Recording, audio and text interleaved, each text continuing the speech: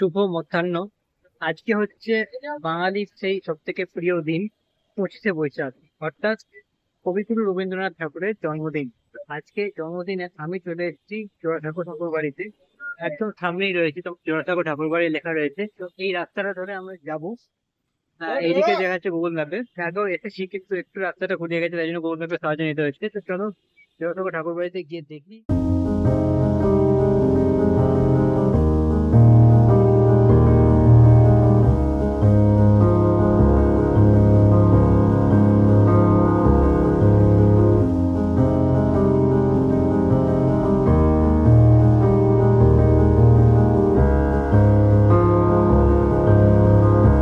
Finally আমি এখন চলে এসেছি রবীন্দ্রভারতী ইউনিভার্সিটি বা জোড়াসাঁকো ঠাকুর বাড়ির ভেতরে।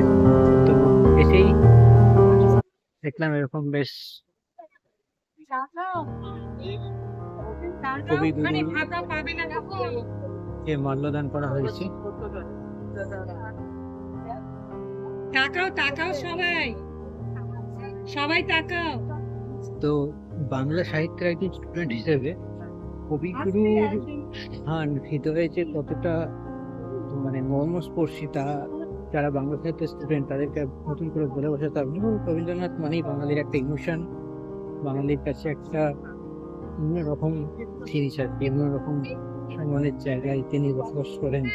তিনি বাংলা সাহিত্য, বাংলা গান, সমস্ত কিছুকে এত নিখুঁতভাবে ভরিয়ে তুলেছেন। তার অবদান আমরা কোনোভাবেই কোনো দিক থেকে অস্বীকার করতে পারবো না। আজকে তার জন্মদিনে জোড়াসাঁকো ঠাকুর বাড়িতে কিন্তু একবার না একবার আসতেই হবে।